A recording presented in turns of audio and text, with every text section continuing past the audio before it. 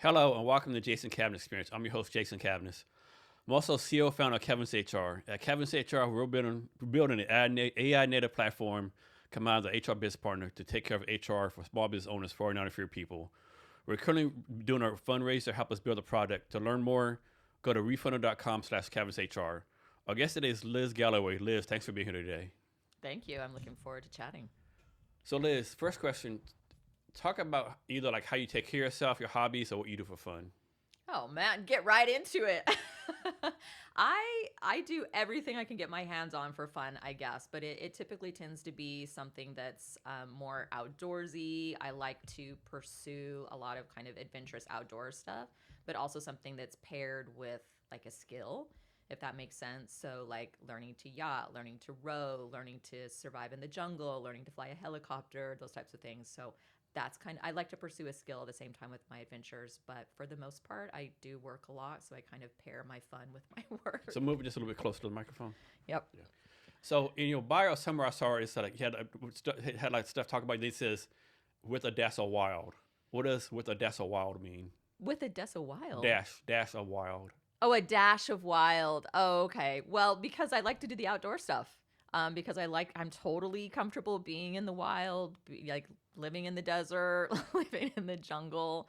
I think also just being like a wild spirit, I think a little bit. I don't like being put in a box. I don't like when people put labels on people, things like that. I think most people don't, right? I mean, I don't think any of us want to be labels. So, yeah, I could probably be a little bit wild. What's the wildest place you've been at? Oh my gosh. I don't know if I would call it wild, but I've had some really cool experiences in places like Beirut and Vietnam, just enjoying like local stuff, hanging out with locals, doing cool things, enjoying, and then also just like living in the jungle in Panama, doing a survival training course was really interesting and fun, or just doing kind of those desert outings where they have just little get-togethers, wellness adventures in the deserts of Utah or Moab, that type of thing. So I love things like that. So talk about Vietnam. I've actually been to Vietnam 3 times. I'm a Uh-huh. big fan of it. I do a lot of business. I have a lot of friends. How about Vietnam? Yeah, the first time I went there, I went to just hang out. I like to travel for my birthday, try something new every year. So that was a new spot for me. And I also wanted to go hike Fancy Pan. So was the tallest peak in Indochina. And so I went, landed in Hanoi, obviously spent time there. Went down to the bay a little bit, hung out there, which I loved, on the boats near the water. But I also went up to Sapa and then hiked the mountain there. So we did that overnight. We had the base camp up halfway up the mountain, and then about 2 a.m. we got up to hike the rest of the way in the mud and in rain and got to the top. But so that's kind of what I was doing there my first time. And then the second time we landed after I did an international yacht race. That was one of our stopovers after leaving Australia. That was our first in. That was one of the sponsors for the yachts in the race. So Beirut, Lebanon. I don't think that's on anyone's top 10 travel places, right? Talk about that. Yeah, that was a long time ago. I mean, I think it was about 2012, 13 when I was there. And I was invited over by a brand that had a bunch of spas. And so I have a huge background in working internationally, and a lot of it was around like high-end resorts, luxury spas, that type of thing. And so they had brought me over there to consult with them about expanding, because they wanted to expand their series of spas and grow it. So we were talking about the layout, all those types of things. But outside that, they took me all up and down the coast, which was gorgeous. They took me to the mountains. We saw the castles and then the history behind it, because they keep all of the buildings that have been bombed out by the previous wars. And this, again, was years ago. And I think they have more of that happening now again, right? So, but they do keep those buildings there just as they are, as reminders. But then they have these massive, beautiful, luxurious downtowns and club scene, play scene, outdoor. I mean, it's very cosmopolitan, and the people are amazingly just hospitable, nice, great food. I had a fabulous time. That's one thing about traveling, right? Everywhere you go, people are great, right? I've been in a lot of countries in the army, post army life. I've not been in a country everywhere like, man, these people are suck, or these people are scammers. All these people, any country was great. Yeah, I agree. That's one of the things about travel is just meeting random people. And obviously I was brought over there by people, so I had a little bit more of a, an invite hospital. They picked me up at the airport. I got all the best treatment. And same thing when I went to India and these different places. It was a similar type of thing, brought in to do consulting. And so they really do take care of you. The hospitality is amazing, but they also show you like a lot of the local stuff. And that's one of my things with travel is I like getting lost in areas, finding your way back. That's the best part, getting lost. Getting lost. That's you find the best all part. kinds of side quests to do. You never know what's Yeah. going to happen. So that's one of the best things. But yeah, Vietnam, Beirut, India was fabulous. I've got a lot more places on my list, but those were some top. How do you think, how have you grown as a person from all this travel experience? I think I've done a lot of it solo and starting from a young age before it was like the cool, popular thing, that people were talking about because we didn't have Instagram stuff back in those days, right? So I think just that anonymity to go land in a place where you don't speak the language, you've got to find your way around, you don't have a GPS taking you everywhere. You literally have to connect with people, learn how to navigate, do all kinds of things, learn a little bit of the language, really get to know stuff and immerse yourself. And I just think things like that are fascinating. So for me, I've learned languages, I've learned new skills, I've learned just more about how to trust myself and, get around on that. So I know that I can navigate difficult spaces, pressure, because you get through it. And for me, I've kind of learned like I'm someone who can kind of fly by the seat of my pants. So I'm okay with like plan A, B, C. If the first one doesn't work out, I'm like, that's fine. We'll just do something else, So I could be wrong. I think there's a lot of young ladies who want to travel, right? But their circle would tell them, like, 22-year-old Susie, what do you think about? You can't travel by yourself to India or Vietnam. It's too dangerous. You're going to get, bad things will happen to you. What would you tell these younger ladies about this? These days, I honestly don't know anymore. I mean, I think it was so different when I started traveling that I think people said that too. They're like, are you crazy? What are you doing? You can't go by yourself. And I guess the question for me was always, why not? So I would probably pose a similar question. If you're being smart about things, like don't place yourself in stupid situations, right? Where like not being aware, maybe being intoxicated somewhere where you could put yourself in a bad situation.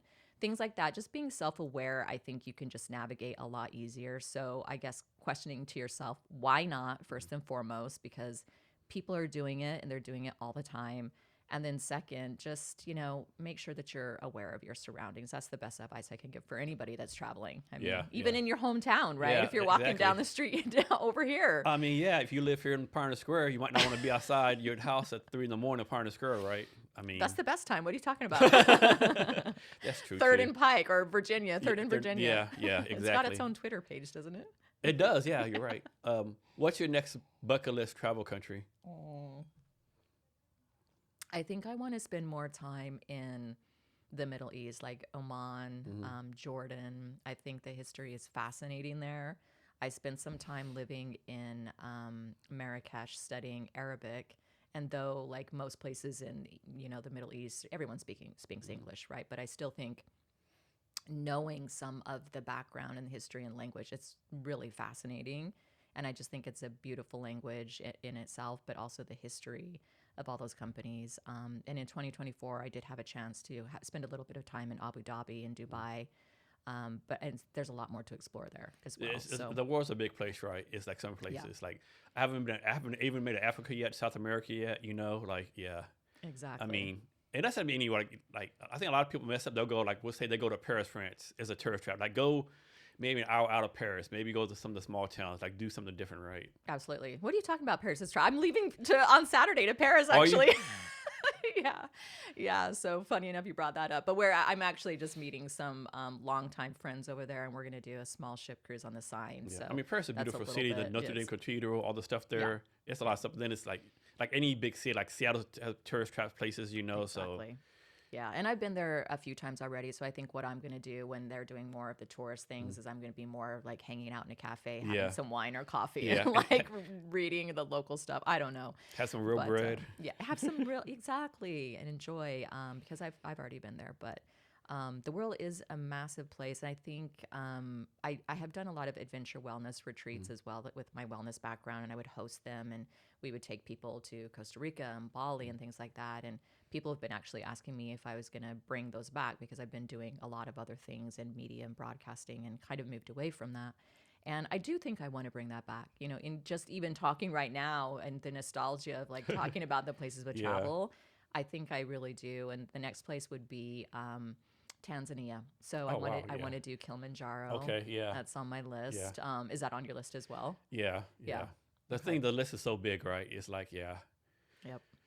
Are you like a hiker? Do you like to be outside doing I this? like being outside. Okay. Hiking it just depends, right? Yeah. Like I'm not like I have to hike every day, every weekend. Like I'm Yeah. not doing like Yeah. 20,000-mile hikes like some people do, Like, yeah, I like nature, yeah. Yeah, It's- I like nature too, and I like hiking, but I'm not someone who does the weekend hiking as No. well. But if I'm gonna do it, I'm gonna do Kilimanjaro. Yeah. Do you know what I mean? I'm gonna Yeah. go like to the top, like when I did Fancy Pen. Mhm. So it's like I want to have like a goal to get to a top of a spot that's like iconic or something like that. You know what I mean? Yeah. So one thing I like about doing this podcast, I learned so much, right? So next thing is like, I don't know what this is. What is I'm going to say this wrong. What is a multi-hyphenate? A multi-hyphenate? Yeah, what is that? I have no clue I what that mean, is. so kind of just like a multi-passionate, someone who I think the term that everybody kind of uses nowadays to have multiple things that they do in their skill set is like a portfolio career, right? So kind of like a multi-passionate, multi-hyphenate, because people's like, what do you do? I do a lot of different things. And so, I mean, basically when I introduce myself or people say that, I kind of just try to make it as simple as possible, saying I work at the intersection of marketing, media, PR, and broadcasting. Because it does encompass a lot of things. But as we're talking, my background's wellness, my background's TV hosting, travel, all these different things. And so that's kind of the term that is easiest to use. And so with all the stuff you're doing, right? I know some people prefer to be like, what's it called? Like, like great at one thing. Other people, like they want to be kind of, not average, like kind of like good enough at other things. So I'm guessing you want to be good enough at everything you do versus being like the top of one thing. Yeah, I like having a lot of different skill sets. I mean, I'm not going to say I'm the expert at all the things, but I like having multiple skill sets to fall back on. And I do think it makes you, in a way, a lot more knowledgeable and well-rounded because you can kind of touch on those different aspects and pull creativity from different areas rather than maybe just like a more narrow-minded, scope of field to pull from or think. So now some people would say, like, I do the same things. I had a lot of stuff going on. Some people would tell us, well, you have no focus. You can't focus, right? Yeah. What do you tell people like about the focus part? Well, I think there was a TED Talk on that, actually. There was this whole, like, why does everybody think that I'm just all over the place or that this isn't grounded in this scope? And I think that's kind of where the term came from. This multi-potentialite, I think is what it was, is what the TED Talk used when they talked about it. And it was flipping the script on exactly that. When people say, oh, it's just because that person's not focused. They have all these different skill sets. No, now we find out that it's more of somebody who's like more neurodivergent in their thinking or more open to the scope of like multiple different curiosities and lines and skill sets of that. I say pursue it. If that's who you are and you're being, again, trying to be put into a box, you're not going to be happy. I mean, for me, if I'm doing the same thing and one thing all the time, I'm going to get bored really quick. I go batshit crazy. Yeah. I mean, I've got to have multiple things going on. I mean, yeah. So I want to talk about how your brain works. Do you suppose you have 5 things you're doing, right? Do you focus on one thing for a couple hours and switch from one task? Or are you like doing bing, bing, bing, bing, bing, like multitasking through each thing you're doing? Yeah, I feel like the multitask doesn't work for me, and I think it makes me less attentive. So I do block things out. Like I really have to focus on this particular project for 1 to 2 hours. Then I'm going to switch over for this for 1 to 2 hours and kind of take breaks that way. So I do it in more blocks because that's what works for me. Okay. And you like run everything by calendar? Like you block calendar Pretty much, time off? yeah, Okay. because I don't want to have to try to remember it. And so like a problem I have with, right, I try to do the same thing. Like suppose I say from 10 to 11, I'm working A, right? But when I'm working A, B, C, D will pop in my brain, right? So does that happen to you too? Of course. Okay. Yeah. And how do you like push those things away? Write it down on a list. Okay. I like put it on my list so I can visit it later and remind myself. Because Yeah. I don't know, I feel like your brain space, if you're trying to hold on to memory and remember the list all the time, right? It's not helping you. I don't think and it doesn't serve me. So I'm a list taker. Okay. Talk about what you do with TEDx Belltown. Yeah, so that's something that we started last year. So I had come back from the international yacht race that I was doing, and I had realized, listen, I moved here in 2020 when COVID hit, And so really, even though I've been here about 5 years now or so, going on 6, so because everything was shut down for so long, I really say it's kind of been about 2 years, right? I mean, reality.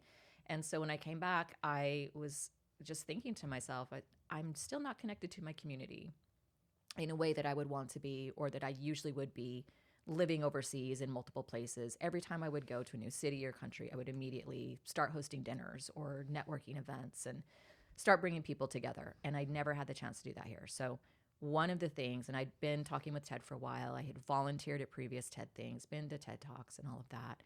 And that was a perfect platform to kind of open up and apply for a license with them to bring it to Seattle.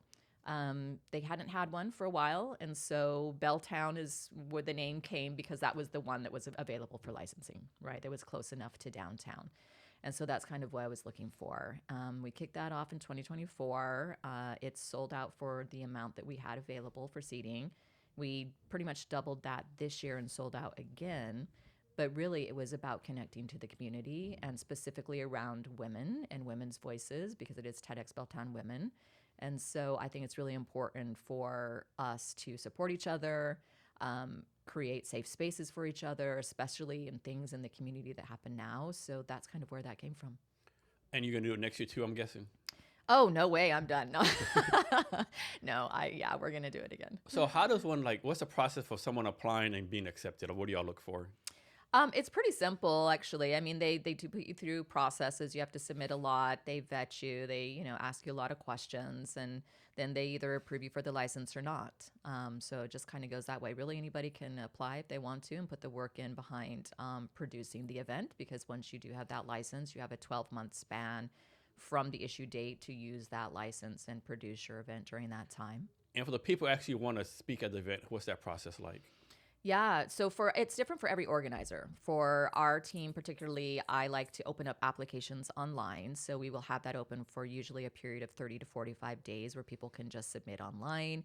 We make it very thorough, actually, so people can take it seriously, because it is a pretty serious platform that then goes global. And we have people submit through there, lots of questions, a really simple little video to kind of see what they're like on camera or speaking style, or any links that they already have. A lot of people are already professional speakers that do this, or are attracted to being on the TEDx stages.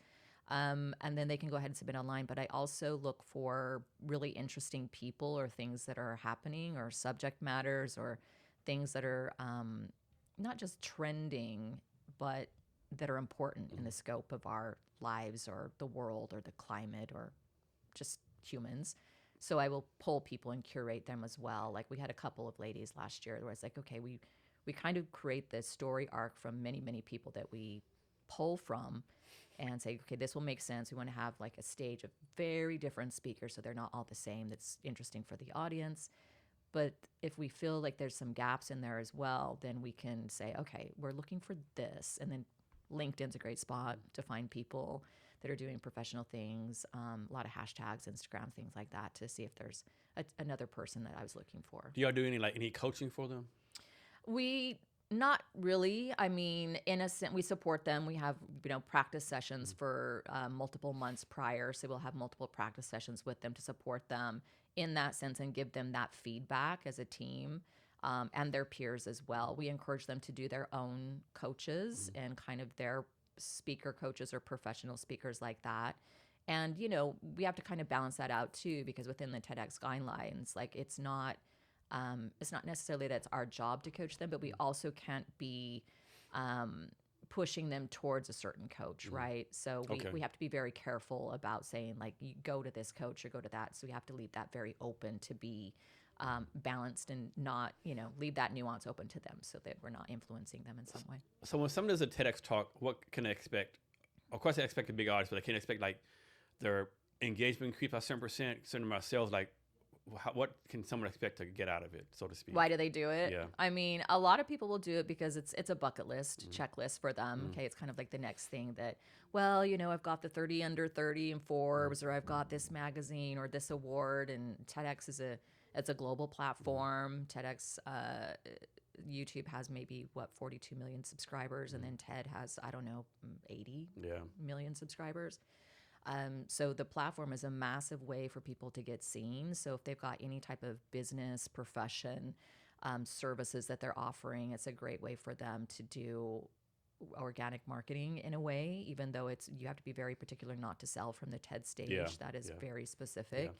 So they never mention their company name like that, but obviously their name Yeah, is going to be out there. yeah, So a lot of times it's a bucket list, it's a checklist for people. It pushes their boundaries because a lot of people will say, "Well, I speak all the time. I do keynotes. yeah. It's a little I'm bit different, this." right? It's a Very, it's a very little bit different. different, a little bit different. Yeah, it's a bigger stage. There's a specific style they're looking Yeah. for. They like it a certain way. It's timed. It's memorized. And I will tell you, everyone that has gone through it with us over the past 2 years has said it's one of the hardest things they've ever done. Very different from the other speaking that they've done. Has this ever happened? Like, suppose I'm guessing they do rehearsals in front of y'all too. We do usually with us we do it via Zoom because it's Okay. really hard to bring people together all in a Yeah. big group. Yeah. So let's suppose, has this ever happened with someone like did great on the rehearsals, like knock it out of the box, and they do their actual talk and they're like, they get brain freeze or brain like, they're like, has that ever happened? Not often, sometimes, but usually what will happen is they'll kind of just switch it up a little bit because they'll get in their groove, and sometimes they're changing up slight things or just their vibe because that's what they're feeling once they get on stage. But yeah, we say like, please memorize and like feel that thing and speak it like 200 times to yourself. You record yourself, video, listen to it in your earbuds when you're doing your walk around town, like literally practice that thing like 200 times. Yeah, with me, like I know I talk fast, so whenever I give a pitch, I always have to remind myself beforehand, talk slow, slow it down, right? So that's what I have to do. Yeah. Any tips for people to become better public speakers? I mean, I think it comes down to the platform that you're on because it is going to be for the TEDx is going to be a very different style. I mean, I think being just authentic and genuine and a storyteller is first and foremost the best thing about speaking because people don't want to listen to robots. They don't want to listen to regurgitated stuff. They don't want to be talked at or down to, and they don't kind of want to just hear a bunch of things that they could just look up as a bullet point on the internet, right? They want to hear a story. That's what we try to make people go deeper. Like, that's great. That's really cool. But there's something more there. Let's see, like, what else you can do to get it deeper in that particular way. I mean, and then with my background, I've done, TV hosting and things like that. And that's very different than speaking on a stage or doing a keynote or doing TED, right? So I think it differs per platform. But the best thing I can say is just be good at storytelling and be authentic. I know a lot of people are scared of public speaking. I think people don't realize, like, if you're speaking in front of people, they might not know you, but they're going to presume because someone else asked you to speak about a subject that you kind of know about the subject, right? Of course, sometimes you might start talking and, oh, wow, he doesn't know what he's talking about, right? But they give you the benefit of the doubt, I think, when you first start talking. When you're on stage. Yeah. But I think that's what it comes down to. Like, when you're going to put yourself in the public eye regardless, everyone's going to have something to say, right? I mean, people could look at this right now and be like, oh, I really don't like that person. I don't like the way they look. I don't like the way they sound. I don't like what they're saying is it's got nothing to do with me, right? So no matter what, people are always going to have their opinions. So yeah, absolutely. Yeah. So next, there's something called Training Today. Can you talk about that? Yeah, so that's an international, global company. Trending Today is someone that I've worked with and done some of their TV hosting for their. What they do is they syndicate for different businesses, services, things like that, and then they syndicate them on Bloomberg, Fox 13, Fox Business, and then things like Lifetime channels, stuff like that, to get brands out there in a different way. So it's marketing, but it also is the storytelling of the business with a host and interviews. Next, can you talk about a time when a brand went wrong, like brand got it completely wrong? It was like a bad brand. They did something like totally like messed it up. I mean, in what sense? Like, maybe bad publicity, or maybe someone did a tweet and like backfired on them. Oh, I mean, I haven't, for me personally, not usually. I mean, with the COVID thing, I had to do a lot of crisis communication for companies too. And there was a lot of that and dealing with, especially like travel brands and things like that, where all of a sudden like travel was shut down. But then when it kind of started opening up again, and then people would get COVID because they were traveling. And then you've got to kind of spin that story of like what that looks like for the crisis communication in that brand. I would say more things like that. I think that a lot of people, especially smaller brands, tend to go a little bit more neutral on things for that particular reason, to like not be attacked because of a bad tweet, like how it's going, the optics are going to look. And that's what PR is all about, right? Is if you've got to be pretty careful about what you're saying sometimes. Bigger brands, massive corporations, things that have a little bit more leeway and can do those things, they're going to get a lot of flack for it. And we've seen that in things like, I don't know, was it the KFC commercial, that weird one that came out earlier? I don't know. Oh yeah, I remember that. With like people started talking about cannibalism and all this yeah, weird that's stuff. like, what in the world? It was really an odd It was like, commercial. I remember. It was like, what in the world's going on here? Like, Yeah. But it's things like that. Those that was like, large corporations. it's And like, you want to be out of the box, but that was too far out of the it box. was way out of yes. And so people are like, what does that mean? And then their own interpretations come, and whatever they base that on. And they spend a lot of money producing that as well, right? And then they've got to spend money and spend the story to get the PR back and the optics back after something like that happens. But smaller brands don't have as much leeway to do that, especially or the funds to do that as well. So here might be a good example of brand gone bad. Remember recently where Cracker Barrel like changed everything Change their up logo and become Yeah. like, and they became basically like copy IHOP, and like everything's like sterile, like, Yeah. and they had so much backlash. It's like, yeah, Exactly. It's stuff like that. You got to be kind of careful. I mean, when you switch things up, people get really used to it, especially those long-term, big, iconic brands. That's kind of sometimes what's nice about smaller brands or boutique stuff, is you do have a little bit more flexibility to change and do it more rapidly and be more flexible, because people don't have you stuck in that yet.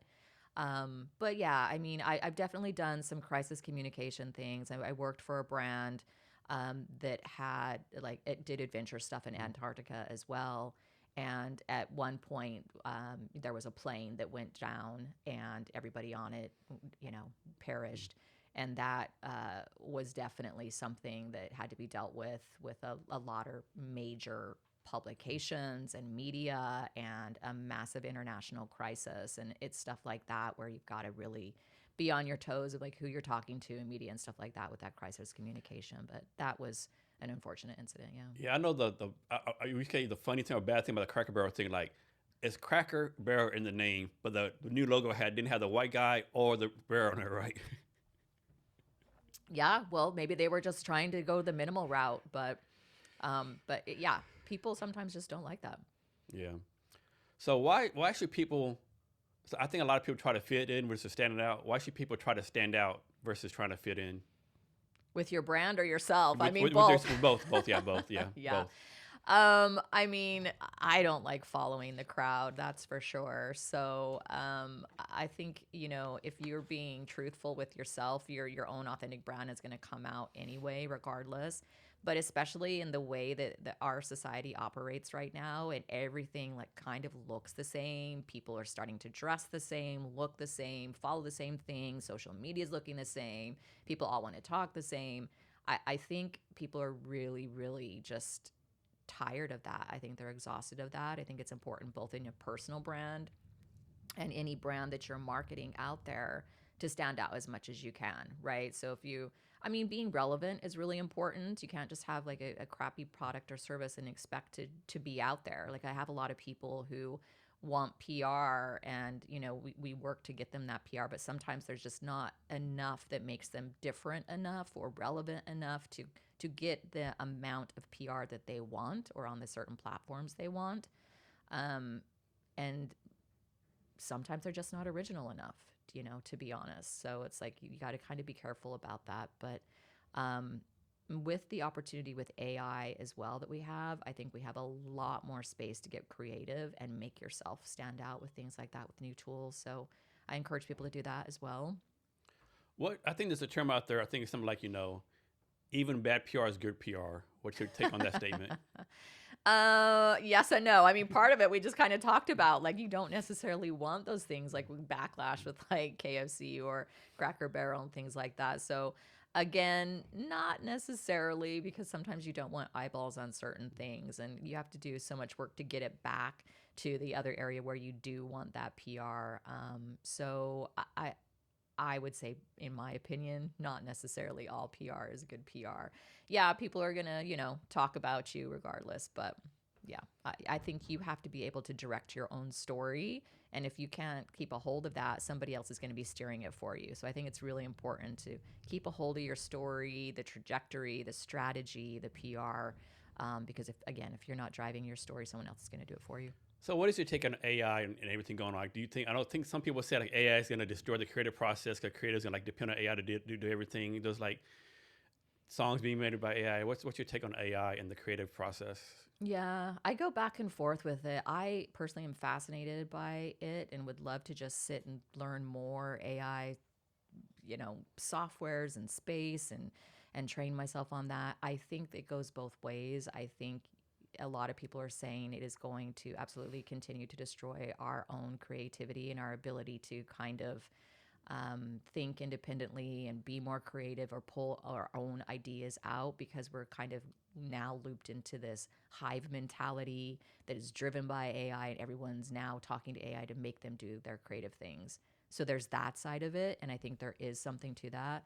But on the other side, I think, like in my industry, I think the AI for us, we use it as like an efficiency process and tools to take certain things off the table to make admin and processes more effective and efficient. That does free up more space to be more creative. And personally, I miss that a lot. Like, I want more space to be more creative and not to kind of always be in the business doing the business. So I think there's both ways. I think it's how you use it. For me, I like to make it, as much efficiency as possible to open up more space. But if you are just going to fall into it and let it think for you, yeah, I think we're going to continue to have problems. And the hive brain, I'm not into that whole thing. So just my opinion, I think some people are great creatives, but they suck at business. Some people are great at business, but suck at creativity. Yeah. You've been able to combine being creative with business and being a great business person. Like, give us some tips on how you're able to combine those two worlds, or usually completely different. Yeah. I mean, I think I've sought out spaces where it allows that to happen, like advertising in wellness spaces and wellness and travel and luxury and lifestyle. There's a lot more breadth and width to kind of get creative with things, because you're tapping into people's experiential elements, their emotions, things like that are all attached around those niche areas. And so I think it allows a little bit more creativity there. But then in the background, where you've got to have everything running, yeah, you're going to look at the data, and yeah, you're going to look at the business side of it. And it's like, okay, these are the steps we have to take to get there, or this is the funnel that we have to build to get people into it from the top down to taking the steps that we want to make the sales, right? So I think I've sought out spaces where it allows me to be a little bit more creative in those areas. So, part of that was me looking at those. Part of that is a little bit of, the luck of ability to continue to be working in those spaces.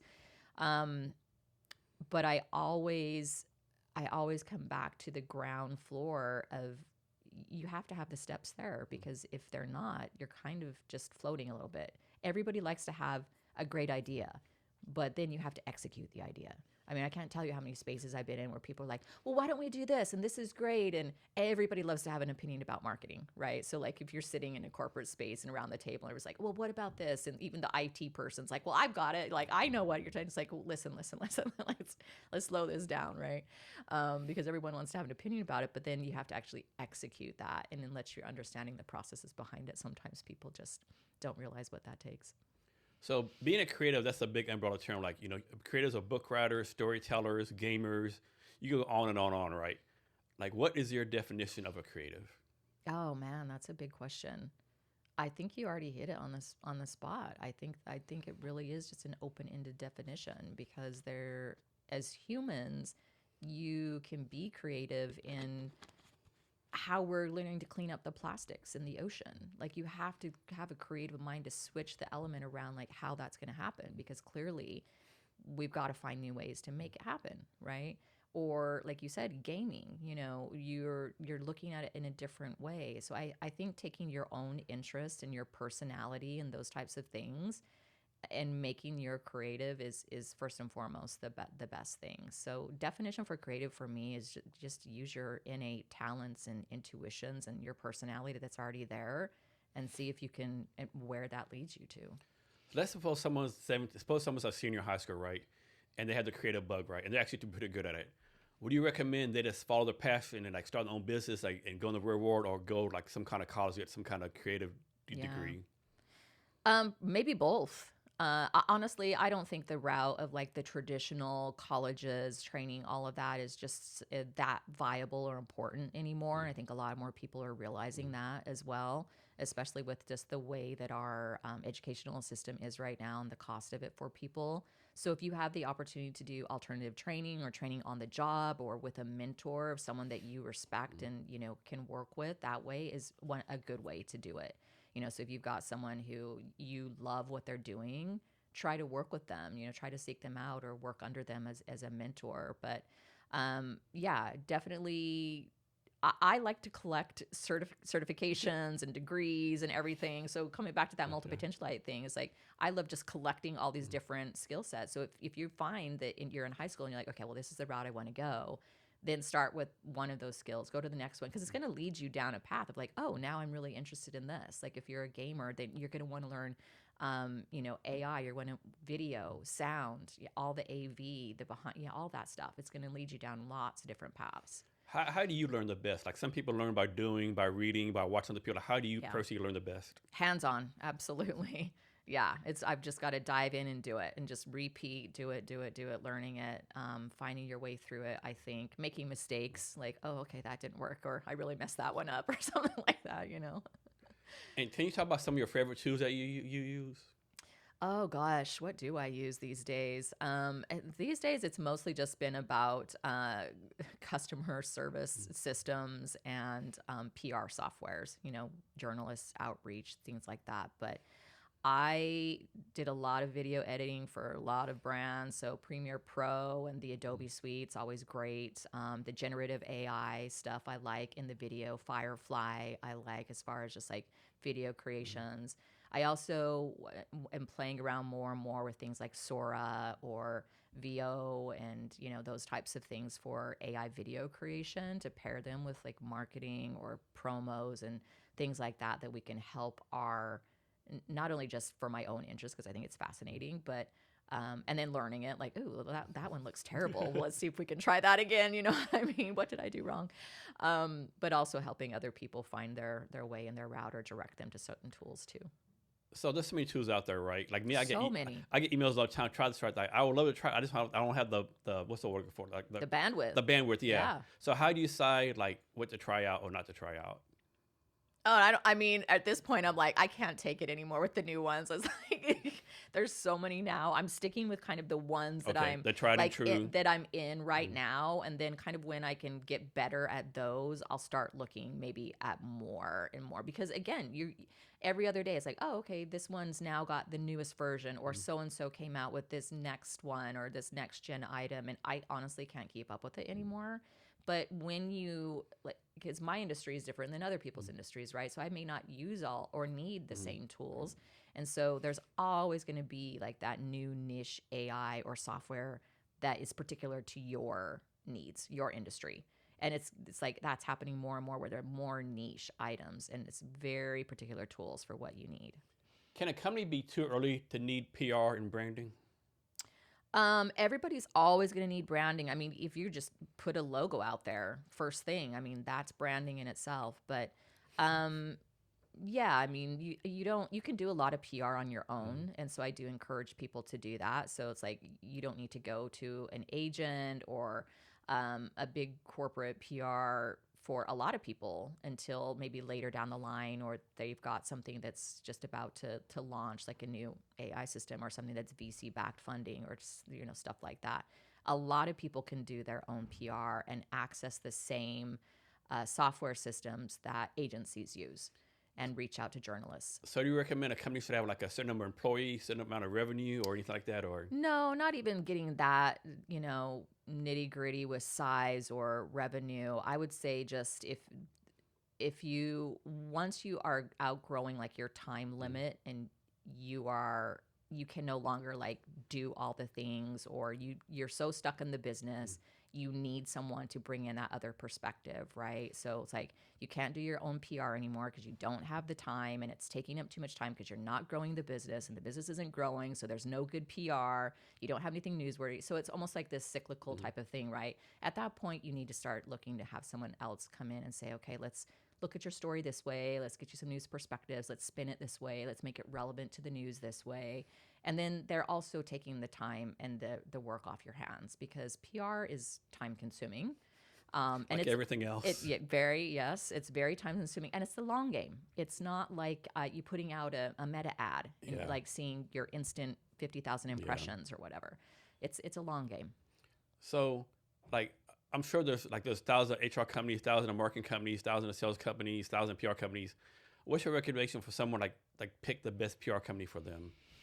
Yeah, again, it comes down to branding, time, and size. Like, I mean, obviously, there are PR companies that work with spaces like,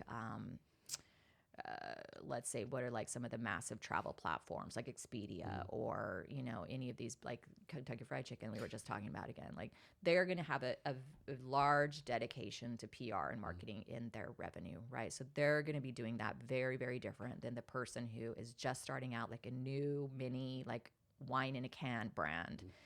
They can look at that more as like a smaller agency one, where you also are going to get more personalized service. You're going to get more of that custom service, because they're not going to just kind of push you off onto like an account executive that's just going to kind of grind you into all the other systems that they have. So they're going to send out all the same press releases. They're going to do a lot of that. So it's very different for everybody. But make sure that you like the people. Make sure that they fit your budget. Make sure that they have relationships in the spaces that you want. Like, for example, again, I work with the niches that are travel, lifestyle, luxury, outdoors. That's where my contacts are in, and they have been for many, many years. So the value is not only my knowledge, but I also have those relationships built. So that's part of the value you're paying for, right? And so I'm not going to work with a brand that is not in my niche, because it's going to be a lot more work and cost and relationship building to go outside. Or I might even contract that out to someone who is already in that industry, right? So if someone's in like an e-com brand or a jewelry brand or something, that's not my area. So I'm going to work with a PR company who has already got those spaces and relationships. So make sure it's in your niche, make sure it's in your budget, make sure you like the people, because you're going to be hopefully with them for a while. Because again, you've got that return on PR is a long game, and it's always changing. So you only focus on your own niches? Like, how would somebody convince you to do PR for something for another industry? Again, I would probably just team up with somebody else who's already in that industry, because it's going to be faster, better, and cheaper to do that. Yes, we've got relationships that we build. Yes, we have the professional outreach. We know how to do that. It's just that it's easier if that person's already there, because they already have relationships with those people. What's your take on, I think it's called a pay for play? Like, you get an email from someone, hey, I love you, June, Jason. I want you to put it in Forbes or Fortune 500, right? Yeah. They never say it's only going to cost you $50,000. Yeah, they never say that in this email, but yeah, like, what do you take on those kind of things? I think it has its place. Yeah, and but don't people realize that maybe they don't? Like, hey, Jason Cavness in Forbes, man, he paid a lot of money for that. So is he really like top HR person, right? That would be my fear. Well, a lot of people don't realize that that's being paid for. There's a lot of spaces that people don't realize have a pay-to-pay element in them, because they are organic as well, but it has to be relevant. So someone who's like super relevant for the day or whatever, they just happen to be looking for that person, they're probably going to be coming on as an earned media piece. So they're going to be invited. They're not usually going to have something that they have to pay. But TV shows to podcasts to magazine placements and all of that, a lot of them have a pay-to-play. To me, this just seems disingenuous from my point of view, right? I don't know if I could do it. It's just like, man, like, I don't know. Yeah, I mean, everybody has a different take on it, and the people who know it, yes, you're going to kind of say, maybe that's not as authentic, because they're kind of just buying that space, just like you would for advertising. But again, it does have its space. But if that's the only thing you're doing, then yeah, I would start questioning, like, listen, this person probably doesn't actually have any genuine authority, because everything they're doing, they're buying that space. And you might as well just be advertising at that point, because that's kind of what it comes down to. So you have to really pair it with organic and earned media and those authority spaces. And you really have to be like thinking about your genuine authority in the areas, right? So if you are doing a pay to play on a podcast, maybe not everybody knows that. Maybe some people do know it. Most people don't know that. So they're not going to be thinking that for the most part. That's true, yeah. Because the general population doesn't necessarily know that, right? And that these top names that they are seeing, a lot of times they're there because their publicist has put that in their budget and they're on that TV show because they have to be, or they've paid for that, right? But I think you have to balance it out. But if it's the only thing you're doing, not so great because you're going to start losing authority. So pairing that, getting on the panels, getting on the keynote speaking, getting on other stages as well, but also making sure that your domain authority is pushing back to you. You're getting the right articles. You're getting quoted in the right spaces. Basically placing you as the expert in your industry, right?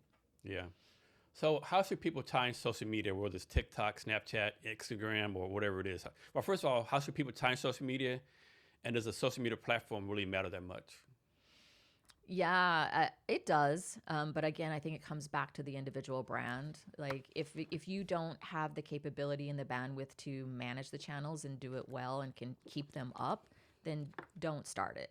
Like, for example, a lot of people don't need a TikTok and an Instagram and a Twitter and this, choose one and do it well and stick to that one. Because if you're just, doing the bandwidth or just putting the same elements on every single one of those platforms just to have the platform, that's not as effective as if you're curating for that particular platform. I don't work a ton with social media projects in that sense. I will usually outsource those to people like influencer work, like pairing people with influencers, things like that. Pairing them with, creating reels and those other social media elements will usually be outsourced to people that I trust and work with. Simply because that's not my area and I don't necessarily want it to be. Like I've done all the media buying, meta ad buying. Like I don't want to be the one in the back end of Meta anymore, putting those ads in, trust me.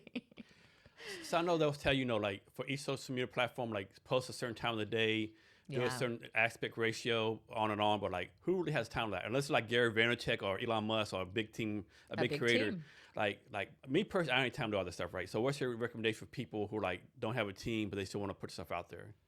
Well, I think you're doing it, part of it. And you take things like this and then you cut up, snippets and promos and you put those out and then bring them back to your main platform and story and elements. So I think that itself is really relevant. And you're sticking to what you're good at and the spaces where it makes sense. Your LinkedIn's, your reposts and that. But again, if you don't have the bandwidth to do it on every single one, I don't recommend doing it.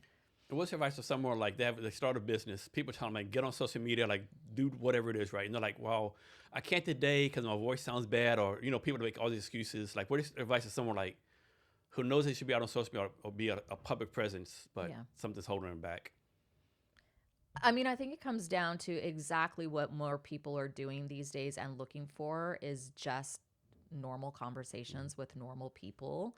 I think that's why people move away from Instagram a lot now is because it's more curated. It's like the picturesque type of thing. Yeah, unless you're Kim Kardashian, Instagram really doesn't do anything for anybody no more. Yeah. Well, didn't she get a big unfollow lately? Wasn't she being canceled recently or something? Who knows these days, right? I mean, who knows?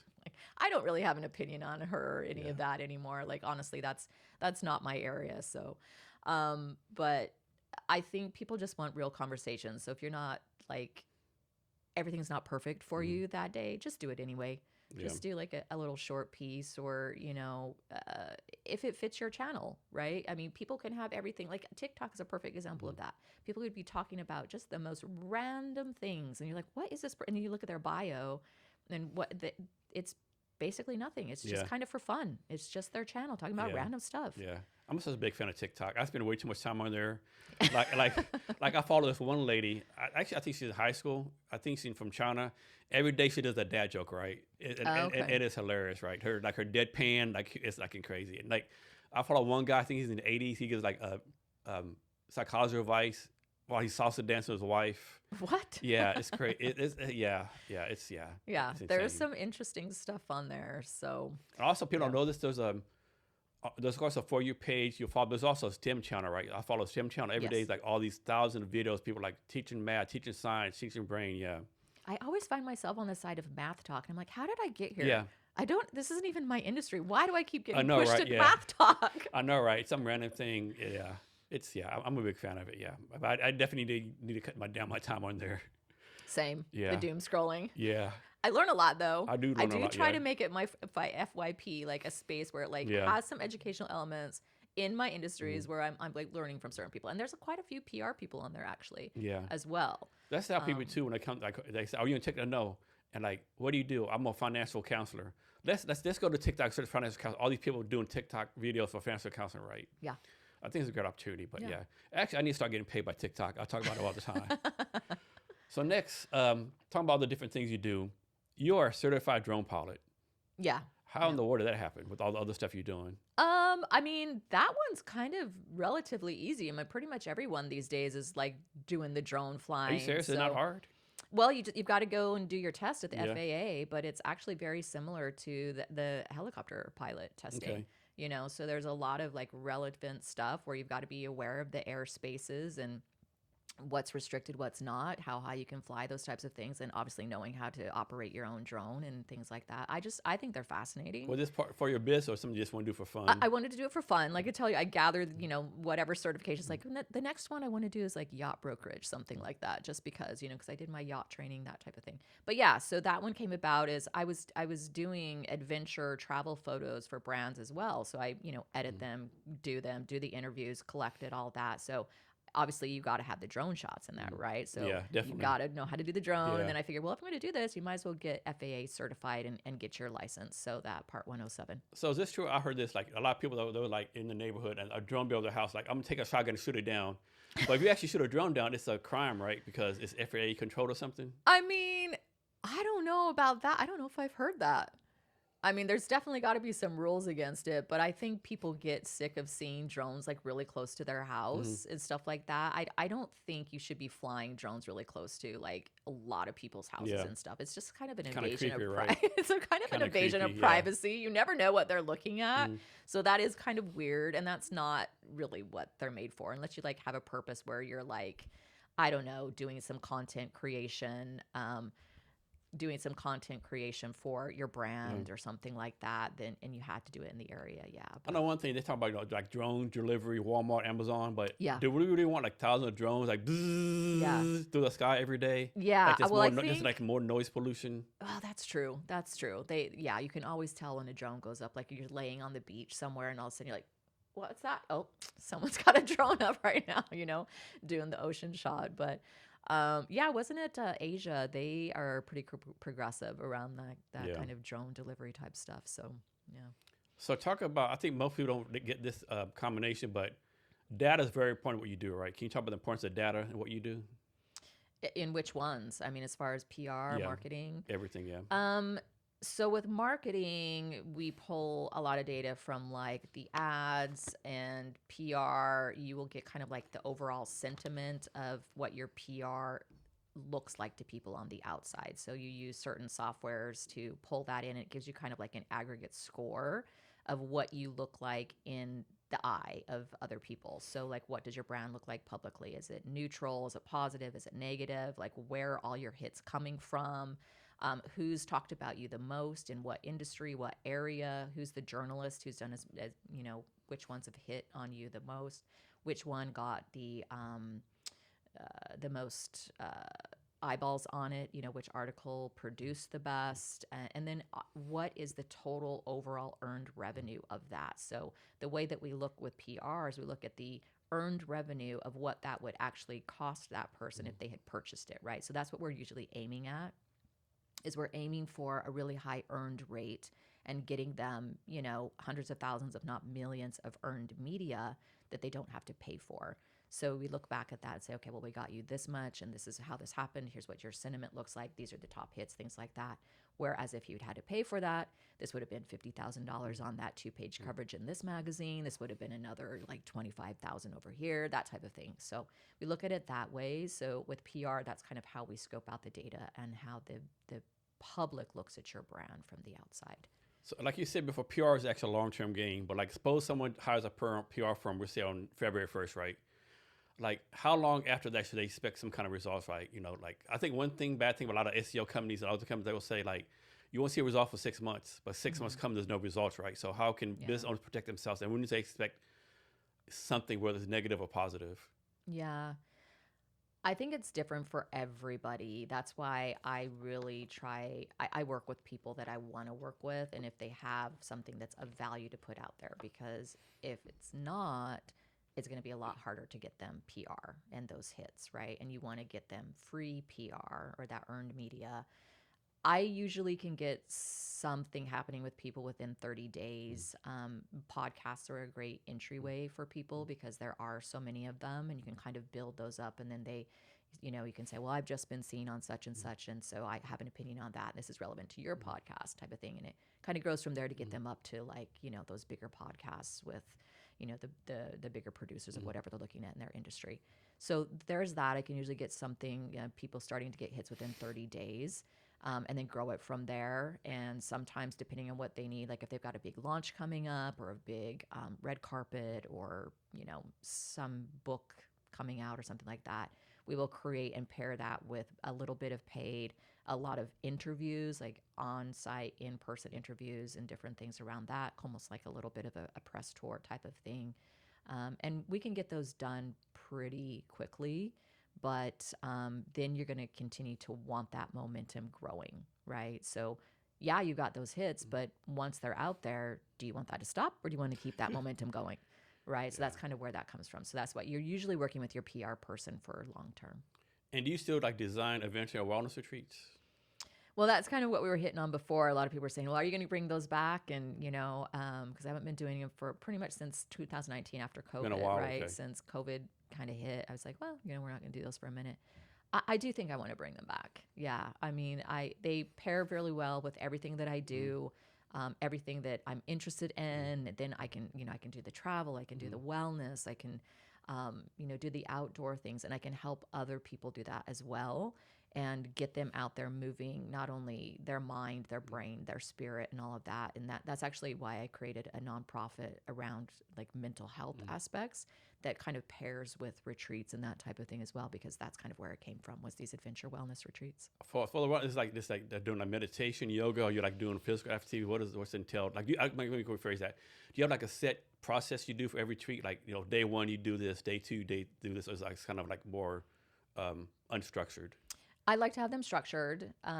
We do have like spaces where it's like free time. So if people just want to sleep or they want to go around town by themselves, we do that as well. But I like to have it pretty structured because that's what people are paying for, right? They want you to, they're producing something that they can't, won't, or don't want to do on their own, right? And so for us, there are so many retreats out there, and a lot of them are similar. A lot of them are fabulous. A lot of them are not, so to compete in that industry as well, you kind of have to do something a little bit different as well and brand yourself differently. I always like to make sure that it's some type of specific outdoor, something that's pushing people's physical boundaries. And that's kind of why we were mentioning the next one we want to do is Tanzania. So it'd be hiking Kilimanjaro, which is going to push that physical boundary, probably mental boundaries as well, and obviously emotional boundaries. And then doing that luxury safari on the back end of that, where they can kind of enjoy. And I will always bring like a therapist, a certified therapist, a psychologist, something like that with me, because I'm not those things, to have people actually have that support in that mental health sense, where it is something that is beyond a yoga class or a meditation that really you can kind of facilitate on your own. We want them to go a little bit deeper, right? So, and then just that time away where they're eating clean, having those spaces to relax. People do come out of it a little bit changed, but we want them to continue that when they go home and be able to have some of those tools when they go home. So hopefully we can teach them that as well. How do you make sure someone's mentally and physically strong enough to make it through this retreat, right? Yeah, you do have to vet them a lot, and we will. I'm trying to create more with the nonprofit of scholarships towards people to go to retreats like this. Like if they aren't able to pay for that themselves, sometimes we can, provide that scholarship for them. But you do have to vet them, because we don't want to put people on retreats, especially things like this where it is pushing them, or partnering with other retreats and sending someone off to them who might not be stable in a sense, that might have some type of break or something on the retreat. So we have to be really careful about that as well. So we do ask a lot of questions. We have people apply, send in, their information, and kind of see, like, is this group going to work well together? Is this kind of, going to make sense?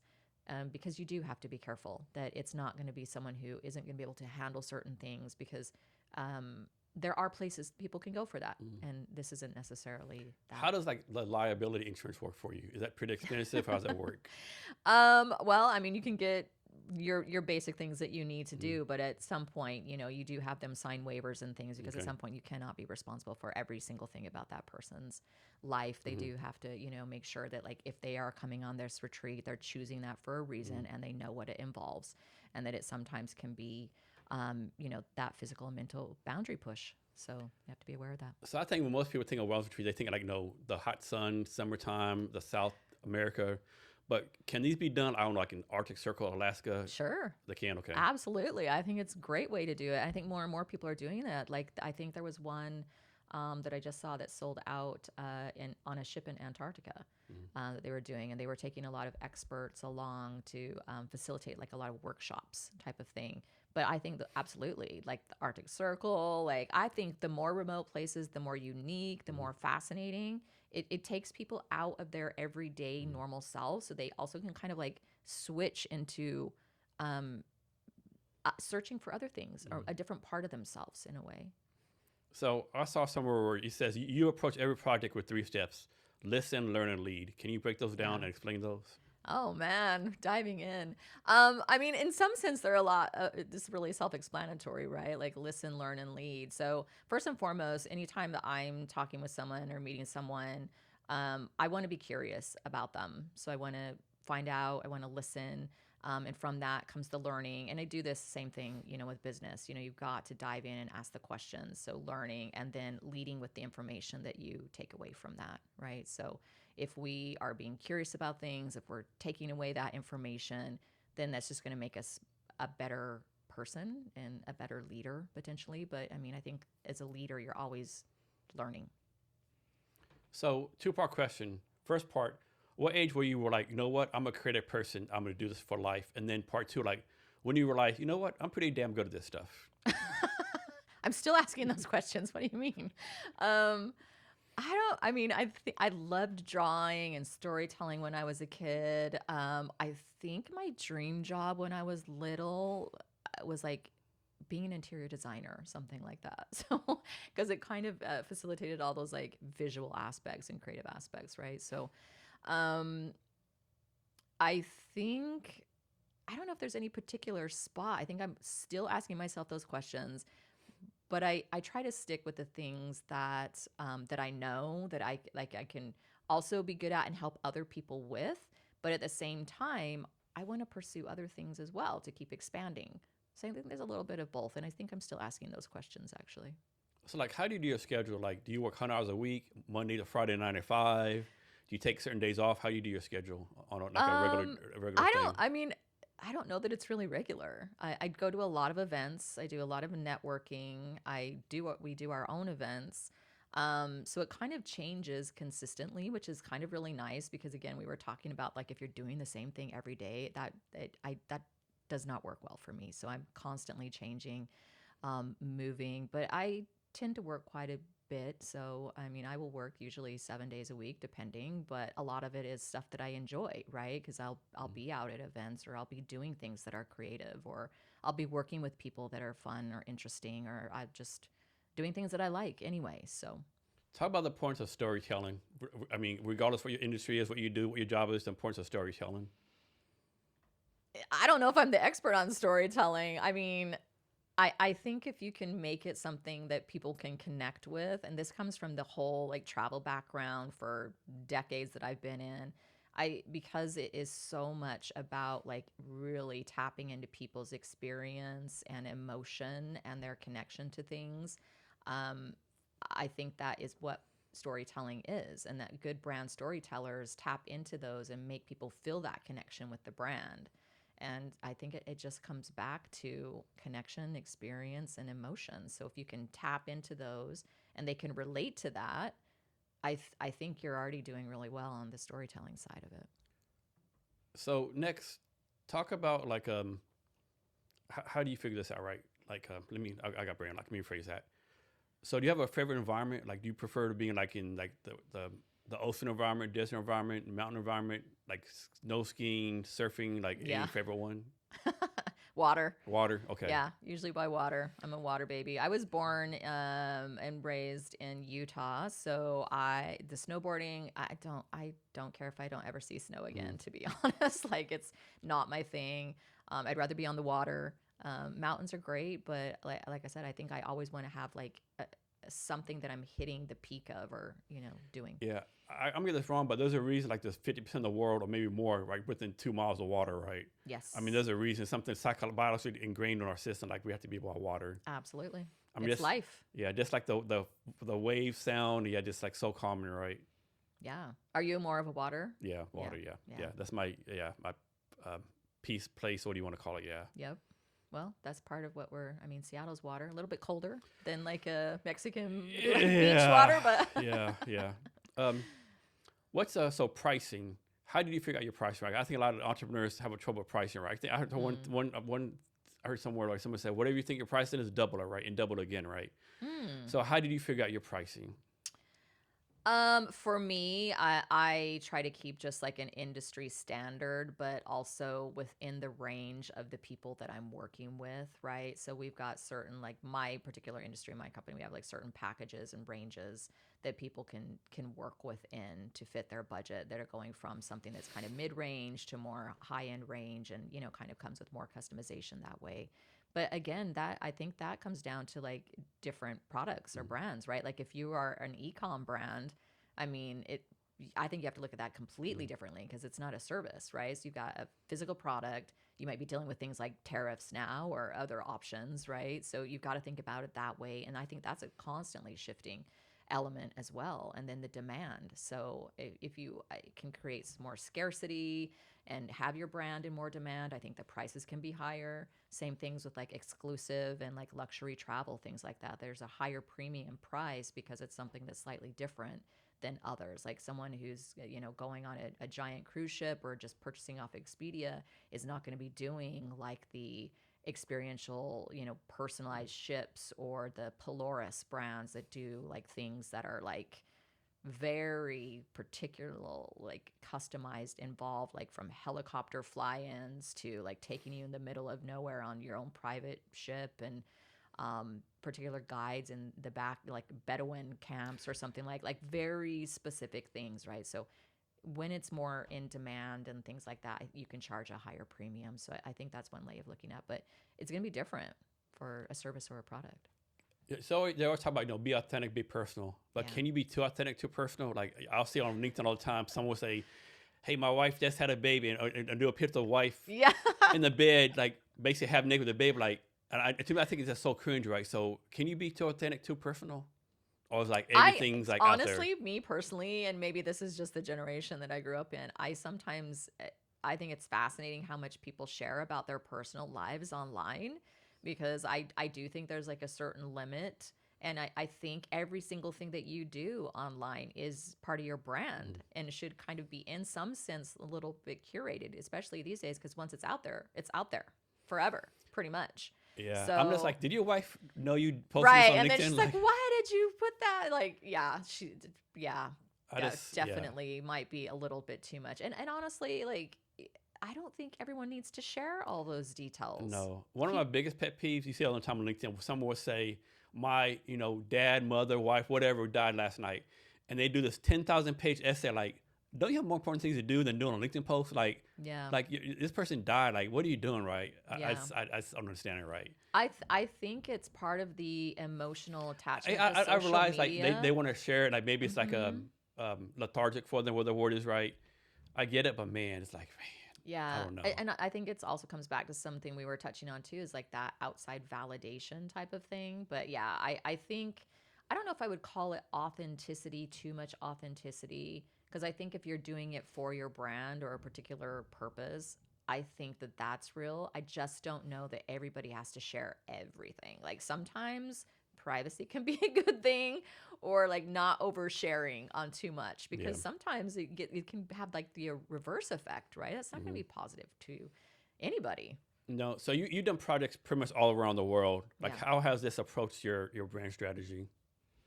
Um, oh, well, I think for me, I was just pursuing travel when I first started doing it. I just wanted to work and live in different places. And so I was able to get those contracts in different places like Costa Rica and Spain, and taking sabbaticals in Alaska and Morocco and different spaces. And I think because most of what I do is online, that it was easy enough to kind of integrate into my brand. So I could work and travel and do the same things. And that kind of related to more growth, and then more opportunity to work with more brands, because I'm traveling in these spaces. I'm finding out more things. I'm, in these conferences or connections and things like that. So I think it kind of wrapped it together in, frankly, just kind of my pursuit of wanting to travel and find new spaces, and, being a little disenchanted. Even my first time when I moved to Costa Rica, that was, oh man, like the early 2000s, right? And kind of saying, I'm kind of disenchanted with what life is like in the US. And that was way back then. And looking for spaces to be in and challenge myself and learn a new language or whatever that is, and then blend it in with the stuff that I do. What makes a great brand? Like, do all great brands have like some of the same characteristics in common? That's a good question. Um, I think that as long as you're standing out and doing something different and relevant, I think that's important. I mean, I just see a lot of the same stuff, and people just repeating the same thing. And I'm always just fascinated that how are they all, if they are, surviving, to be honest, because there's nothing differentiating one from the other. Um, I think brands need to be relevant. I think they need to be doing something to service people that makes sense. And I think it's got to be unique in some way, especially these days, to stand out. So, yeah. So talk about the importance of people, regardless of where their life is or what they do, of finding things that are uncomfortable for them to do. In what way? Finding things that are. In any kind of way, like doing new challenges, like, Oh, how do they find them? no, what the importance of them finding uncomfortable things to do.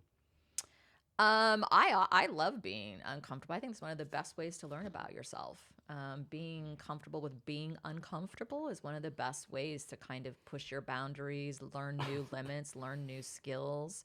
And you'd be surprised how fast you can adapt. Like when we were living and working on the expedition ship or yacht racing, when you're literally working 24 hours a day and you sleep 4 hours on, you're on board, on deck 4 hours, and back and forth 24 hours a day. And you think, that's not your usual pace in your real world life, but you'd be surprised how fast your body adapts to sleeping 4 hours, being on, and just being like that, running, being physical 24 hours a day, because you're, always moving and doing these things. So, to me, I'm always looking for the next thing that's going to be uncomfortable. I think you've got to pursue it in your own way. Like what would be an interest of yours that you haven't done yet that you would want to go pursue? And would that make you uncomfortable? And why? I'm always fascinated, like, why is it making you uncomfortable? And what can you take away from that? Right? That's a good question. So where do you draw inspiration from? How do you get your inspiration? Well, I think a lot of it comes from just internal, kind of trying to just have a peace within yourself. I think, learning a lot of different things from life, at some point you kind of just become more content, more at an element of a peace that you can just share with people.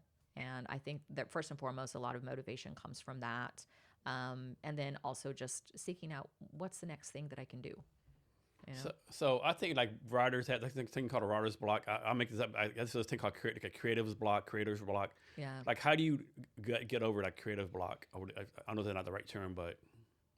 I mean, I don't do a lot of writing anymore. I do like to look at what other people are doing and not not copy people, but get inspiration from people that I respect and things that I think that they're doing well at, like reading a lot of interesting things or seeing what people are writing about. Even Substack these days, you can find some really fascinating people to follow. And I mean, I think looking at taking inspiration from people that I respect and brands that are doing interesting things, and then kind of pulling from there and, seeing, what's next for me, or does this work for me, or is it just interesting to kind of see and listen to? Because I like learning. If I could get paid just to learn all day long, that would be amazing. I'm not asking this already, but what's a skill you don't have that you do want to learn? Well, like I was mentioning, I think yacht broking is one. I want to do more aviation stuff. I love flying helicopters. I want to do more of that. So I think that's a skill that I will continue to pursue as well. What else is something that I don't know. I was like last year pursuing my skydiving license as well.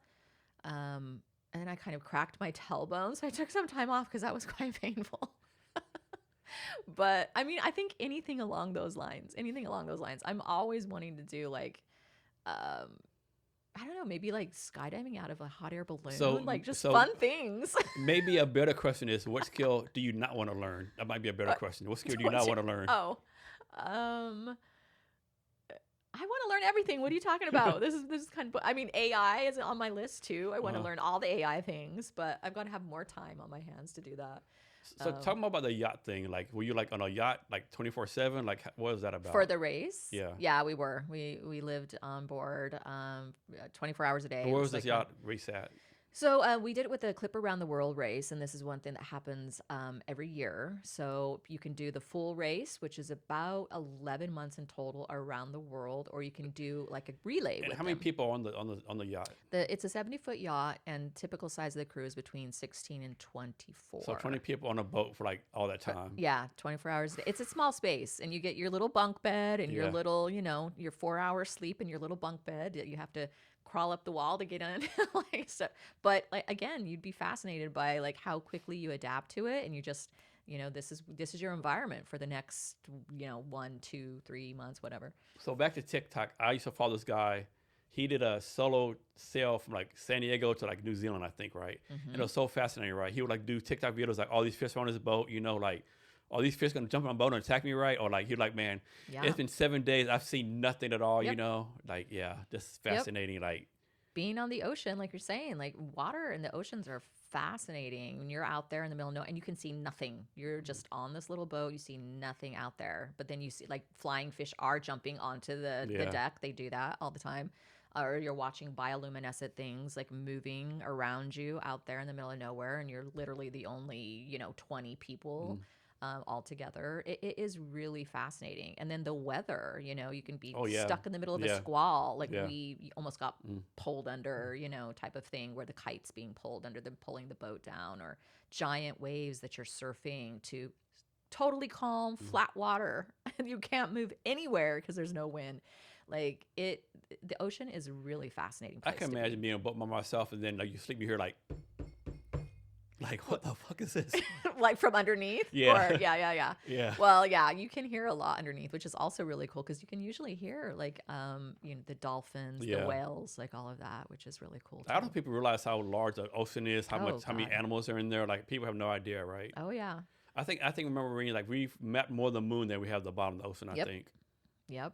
And I think probably it's scarier, whatever is down under there a lot of times. Yeah, I know exactly right. So when's your next yacht trip?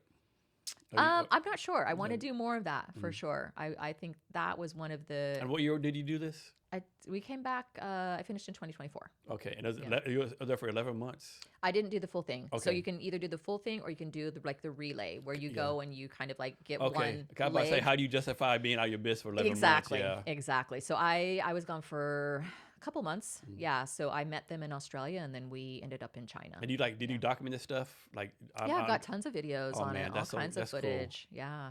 I was actually part of their media team on board, and so we would capture content, and then through their Starlink we would send it back to the headquarters, which was in the UK, because that's where the race is from. So, well, any time on the yacht you're like, man, I made a bad decision because I'm about to die. Yeah, there are some days you're like, what am I doing here? Like, what? Especially days when it's like super chill and you're just tacked over to one side and all you can do nothing but just go straight forever. And it kind of is like, okay, this is a little bit boring, like, but then the opposite is, can be chaos. But yeah, there are definitely times you're like, what am I doing on here? What is this all about? But yeah, it's great to look back and have those experiences. And that's why I love just kind of what's the next one there. We actually had a speaker on our TEDx the first year last year who is award-winning rally racer, a female rally racer, and has founded the only all-women's desert rally races that happen every year, which is one of the things that I want to do next. I am fascinated by that. And it's 8 days in the desert with nothing but a compass and a map, and you're racing against other four-wheel, two-team women teams, and you find your way through this race. And I think stuff like that's fascinating. And you're also learning a skill because you're, learning how to navigate. Skill number 1, don't die, right? Yeah, well, that, but, No one on the list. at some space, at least it's easier to get there than like when something happens in the middle of the ocean. Yeah. It's a lot harder to reach someone Yeah. in the middle of the ocean than it is in like the desert and like Death Valley or something, like, even though it's huge. Yeah. But So don't tell the details if you can, but can you talk about a brand you helped transform to become a better brand? I hope to say that everyone that I've worked with has been transformed in some point. I mean, my whole goal with them is to get them attention, to get them more places to be seen. So if I'm doing my job, if I get them in, top magazines and placements and get them the mentions or the awards and outreach. So I mean, I don't want to necessarily name individual travel brands, but again, it would be mostly the travel brands that I work with, adventure brands, outdoor brands, luxury resorts, luxury retreats, ones in, here domestically, ones in Barbados, Mexico, different spaces like that. So we've got them quite a good amount of articles, attention, space, everything from Travel and Leisure to Rob Report to, spaces that they wanted to be in. So that helps them. So let's suppose you're working with a CEO of a brand, right? And every time you tell them something, they do the opposite, or every time you make a suggestion, they fight you on it, right? How do you deal with that? You're like, okay, I'm not in a good match for you. Let's separate ways. Or how does that work for you? Oh yeah, definitely. If it's not working, just let it go. I can definitely fire a client just like they can, fire me and let me go. If it's not a fit, it's not a fit. And I, especially at this point in my life and everything, I have no problem kind of just leaving that and walking away because it does have to be a fit. And also I think it's really important because you're not going to want to, at least me personally, you're not going to want to work as hard for a person who is really either combative or stuff like that. But that doesn't really happen that often, to be honest. Again, because it comes with like the onboarding process and the vetting and like deciding if it is a fit when you're talking to that person to begin with. So I think that's really important. So that you don't have those issues. But I can maybe remember like 1 or 2 times where that's ever been the case, where someone has kind of like pushed back. Usually they're, very open to it because that's why they're looking for PR or coming to you for kind of like support and media training or something like that.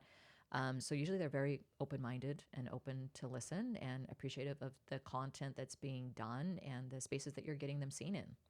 So how does the customer service work for you? Like, I'm guessing you're not available 24/7, right? Is it like, are you available 9 to 5? Like, I guess if there's an emergency though, you're on 24/7. How does that customer service part work?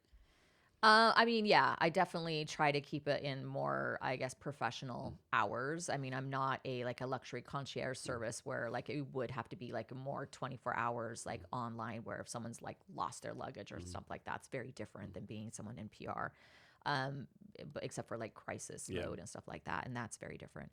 But yeah, I try to keep it within, professional, what we call professional hours. So that kind of 9 to 5 element. I don't try to reach out to people at hours that are going to be too early for them or too late. And I expect that same from other people. But most of the time, I mean, I'm generally really flexible. I'm not going to be super rigid about things because I want to do what I can do for people, and because I usually am working 7 days a week in some space. Yeah. So, is there a brand right now that you actually like, you admire, like in your mind, this brand is like really knocking out the park? I think there's really cool travel brands internationally. One that I love that I mentioned earlier is Polaris, and there's a couple other ones like that the names are now slipping my mind, but they're very high-end experiential travel brands. and with fascinating backgrounds. I think one of them was formed by two previous military guys from the UK. And so they really create these very unique trips. And I think things like that are really hitting a space that's growing more. Wellness travel is growing, experiential high-end travel is growing. And they also, in the space where like a lot of people are struggling with their business and stuff, the luxury side of it tends to still continue to grow because a lot of those people just aren't touched by the same things that like a lot of other smaller businesses are too. What's your advice for someone who wants to break into this industry? In PR? Yeah. Um, wow. I mean, what's the background? Do you have, do you have the connections? Do you have the content to do it? Or have you worked at an agency? Again, my background came from just being in the industry for so long that it kind of was like a natural progression, taking my business and hospitality background and spinning that to all the contacts with the media and events that we'd created for a couple decades now, pretty much. And spinning that. So I would say try to work with an agency, mentor with people, small boutique one or a larger one. Try to create your niche as well, So like, again, I tend to work with my particular brands, but who do you want to work with? Or do you want to be more in tech? Do you want to be more women-owned brands? Do you, that type of thing. So learn as much as you can, create as many contacts as you can, because PR it's all about events, broadcasting, contents, the contacts and those relationships that are really out there so that you can continue to build. Next, can you talk like more about your company, like how your company why you started your company, what you're doing now, what your big dream vision is for your company going forward? Yeah, I mean, I think I'm constantly pivoting. I mean, I've been doing this for a while. A lot of it has been marketing and advertising oriented, and then moved more into the PR because that's what I enjoy more. So I moved a lot more away from like media buying, where I'm, kind of doing the meta and creating the ads and the graphics and things like that. But I've done all of that. So I think next for me, I want to lean more into maybe publishing, more magazines, that type of thing, digital aspects, more creative. Like, I want to get some of my creative back as well. So I think that's part of what I'll start pursuing more of too. But travel's not a bad place to be working in. So, yeah. And what's your goal for the company moving forward? You want to be the number one PR travel company in the world, or no, not necessarily. I want to enjoy my life. Honestly, I want time. For me is freedom. So the more time that I can create for myself, where I've got the times to do the things that I want, or do my own traveling, or pursue my own skills like that, to me that's freedom, and to me that's growth. And so the more that I can create of that by expanding the business, but also having the right people or teams or outsource things that I can work with, where I can put that with them to give myself more time, or to use AI to create more efficiencies to give myself more time. Those types of things are important to me because those are currencies that, you can't really get back. Yes, growing and then, creating your retirement funds. And I want to get more into investing as well, and growing that investment portfolio, whether it's investing in like, all the angel investing groups that are here in Seattle that are really driven, a lot of women focused ones as well. So I've participated in some of those, and I really want to grow that and dive into that as well. So I think that's important to my growth, and that's almost kind of like a little bit of it is part of my work because it would be kind of some of the similar brands. So I think there's probably that, but at this point I don't really have like a pursuit of trying to be like the biggest or the most. Like, even when I organized the TEDx events, I created that event to bring other people onto the stage and the platform. I think that we all have like a TEDx talk in us. And at one point I was like, okay, I want to do the TED, right? But what would my topic be? I don't even have that so much anymore to want to do the TED talk. So I'm not necessarily I'm looking thinking for you have that. so many TED Talk potential subjects. I just think off the top of my head. But it's almost like I don't really care about these accolades so much. Maybe that I did a decade ago or something like that. I care about time and freedom and pursuing the things that I care about. So, how does it work? Like for clients, like is it like project based, or is it like based on time, or like suppose you have a client and 6 months pass, you're like, you know what, I've done all I could do for you. Let's part ways, or it's like it's an ongoing monthly basis. How does that work? It depends. Yeah, there's definitely been like a, 3, 6 months, a year or something like, okay, great, we've got your momentum, might be able to time to move on to either someone else, or we've kind of done what we want to do. Let's reassess, like, what's your next goal? Does it fit for us or not? But yeah, I've had that where it's like, yeah, I think we're good, on that. So we parted ways. But yes, we basically do a minimum of 3 months, because you've got to at least have a little bit of runway to get, people some of the things that they want to pursue. Like, they will usually come with like goals of like, I want to be on this show type of thing. So that's kind of your goal. But yeah, we will work usually within a minimum of 3 months, but average is about 6 months, working together to a year. Yeah. How does this work? I'm sure this never happened. Like, suppose someone comes to you and they're pretty like unknown. No one knows who they are. They have like real small following, and they're like, I want to be on the Joe Rogan podcast in 6 months. Yeah. Are you like, yes, I don't want to crush your dream, but let's like tone it down a little bit, right? Let's start with a local podcast and maybe build our way up. Yeah. Yeah, exactly. Absolutely. Because again, you have to go back to, is it newsworthy? Is it different? Is it unique? Is it relevant? Is it time sensitive? Where can they be placed, and how can you spin that to get them to those bigger podcasts? And what is your budget? Because if you want that, you may have to look at it in a way of really saying, there's going to be a little bit of pay to play there. Yeah. We want to get you to a certain spot. There's going to be a fee attached to that. And that's not our fee. Yeah. That's something that comes with those podcast hosts, what that is to gain that platform type of thing. So we'll look at it that way. And if they are, very much about, I want that, then, we will look at that way. There are brokers that we work with as well. Not only the contacts that, I have, but there are brokers that will broker the deals between the people, whether it's those massive multi-million follower podcasts or shows, television, all of that, there'll be a pretty decent fee that comes with it. So you're a pretty public person. A lot of your stuff is out there online, different stuff.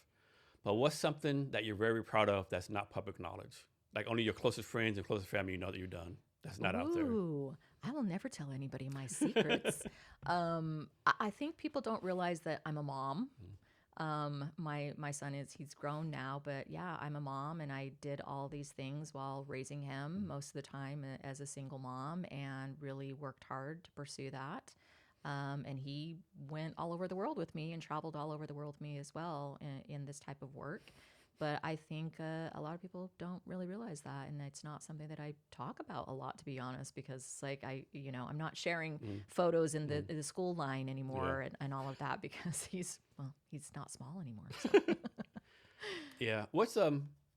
So what you have going on the next couple of months that people should know about? Any events you're doing or anything people should know about? Well, right now I'm kind of like on break. We just had our annual TEDx on November 8th. So, going through the footage of that, kind of pulling those together so that we could get those launched on the platform, hopefully in January for all the speakers that were there.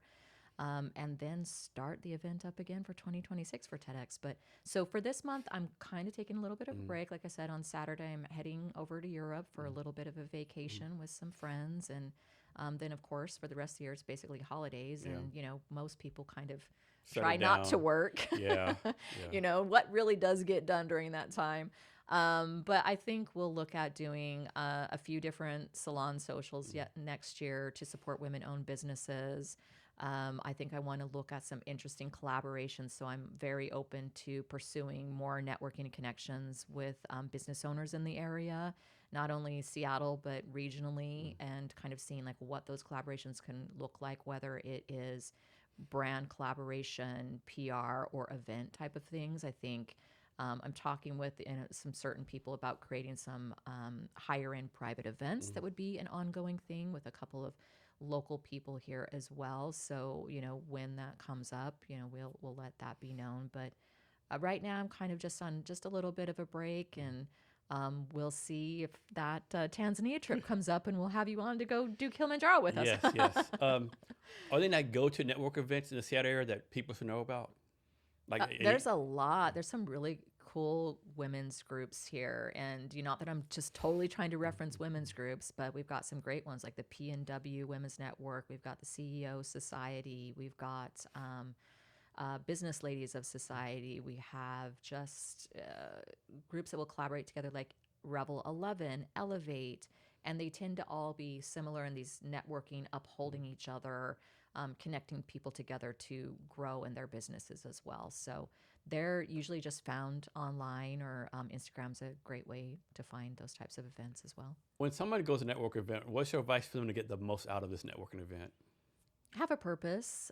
Don't just be there to be transactional. Don't just be there to take, have something to offer and be curious about people. So just like we're having this conversation about, different curious things that we do and the purpose behind them, have a purpose of what you're talking about. So it's not just a transactional element, because, people will remember that. They're going to remember that you kind of just came out as what you could get from them. And that's not usually a good transaction or relationship. Do you think being an introvert or extrovert makes a difference in networking? Well, I consider myself an introvert. Yeah. And so a lot of what I do is all outward facing, and I can do that, but I actually really I prefer time alone, quiet time, like definitely, yeah, doing my own things. So I think it can go both ways. I think if you have a purpose and can be good at like sharing your information, people genuinely do want to connect and meet each other and are not trying to be assholes to people. Yeah. So, if you just want to connect with people, yeah. I'm kind of real like I like being like a bar somewhere with a lot of noise, whatever going on. But do I want to talk to anyone? Maybe not, right? Like being around people. Yeah, I like the noise, the hustle, but like, do I really care, like, how the weather is, what you're doing? Yeah, maybe I do, maybe I don't, right? So I'm kind of weird in that way. Yeah. When I go network event, my goal is like meet 3 people. And once I do that, okay. At the events, like, man, this is a crap event, I'll leave. If I'm having a good time, I'll stay, My goal is always like connect with 3 people some kind of way. Yeah. I like people watching too. So it's always fun to kind of like, okay, you've met your 3 people and you can chill out and just like kind of watch interactions. And yeah, you learn a lot that way.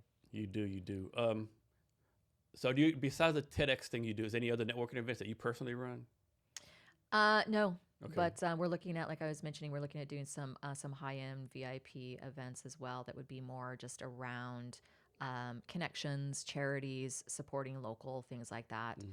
Maybe some investing type of things. So, but that's kind of like in planning stages right now. Do you ever do anything out of Seattle, like any events like in LA or Vegas or Dallas? Not unless the client is there, like they want a red carpet thing. Like if they've got a product that's on red carpet, or they're there like with some type of thing. I mean, I like to go to conferences that like create and cultivate, or which is usually in LA or California, something like that. And they have these conferences that I am interested in going to more of, what are these biohacking kind of wellness conferences that are popping up all over the place. I'm kind of curious to check those out, to be honest. They happen in like Dubai and everything. I think those are going to be fascinating. And they do kind of intersect a little bit with what I do on the wellness side. Do you have like a perfect customer, so to speak? Not really. I mean, if they're in my industry and they've got something interesting and we get along, I think that's a good starting point. I don't think there's any perfect customer. I'm always open. Yeah. Why do you think some people like us, like always want to learn, always curious, always like doing something else? Other people like work 9 to 5 and watch 3 Netflix movies a night. Why? This is genetically in our brain. Like, what do you think it is? Like, oh man, if we could figure that out, I mean, we'd probably be doing a lot of other different stuff as well. But that's a good, fascinating question. But I do think it comes back to a lot of just kind of how your brain's wired, your genetics, maybe a little bit of your upbringing as well. And what you're willing to accept. Like, I think people who try to do different things they're less they're less desired to accept the norm, right? They don't want to accept just like what is happening, or be the follower that's always doing the same thing. I think it's a little bit of both. Do you think you'll ever retire? I think retirement to me which I would love to do right now, which is my goal that I'm working towards.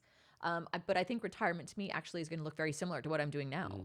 It's going to be just slightly different with more like time freedom, where I can pursue more skills and stuff. I think it's going to look very similar to what I'm doing now, to be honest, because I just don't see myself ever not doing all the things. Yeah. What would I do? What would my brain do?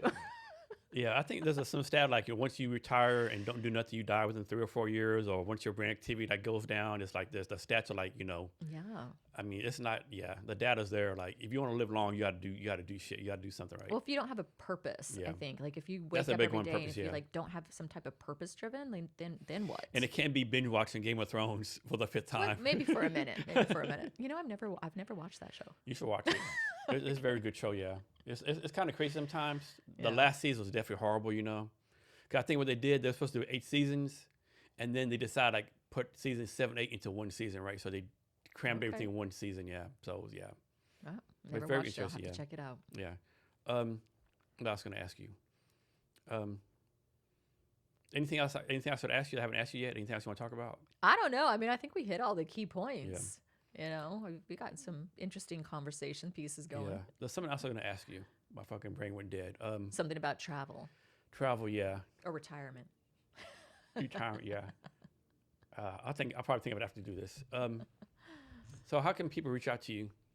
People can find us with TEDxBelltownWomen.com or me personally at brandsanitymedia.com as well. I'm always online, so Liz, thanks for your time today. I really appreciate it. I appreciate this conversation. It was a lot of fun. Oh, Thank one you. last thing. We talk about a lot of stuff, but give us any wisdom or advice or anything you want to talk about. Oh, you're asking for the sage advice?